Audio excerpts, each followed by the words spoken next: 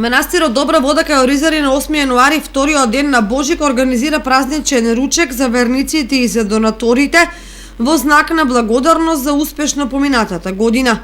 Домаќинот на манастирот Стефан Смилков објави дека повеќе домаќинки ќе подготват зелници и баници, како и празничен ручек. Ќе се делат и лепчиња, несрекниот ќе ја преземе улогата на кум за наредната година. 8 јануари Божик, средниот ден на манастирот, а пред 6 години, 7, жените трежеа да се сука зелници ние доме и тие ставили паричка во едно колаче и во колачице падна баш на мене да бидам кум и вево тугај секој ще става кум и си секој на добра вода жените сукат зелници, ние устоиме топла ракија и даваме манџика ручек за сите верници и за тоа ги повикам сите верници, ипак е зимно време, студено, али да дојдат да го посетат ово место, чим пијат топла раќа, Господ и дава здравје и среќа. Инаку минатата година манастирот го доби најзначајниот проект пробивање и асфалтирање на пристапниот пат од Оризари до комплексот, кој треба да биде готов до средината на оваа година.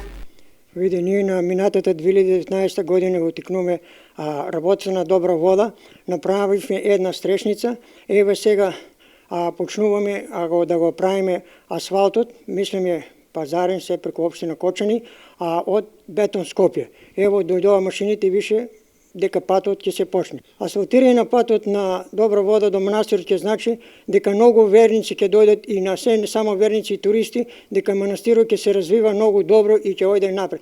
Сегде доаѓаат сите туристи, највише доаѓаат ни од Кочани, а сите зборат за патот. Ето дојде тај ден дека и патот ќе биде оваа година 2020 готов.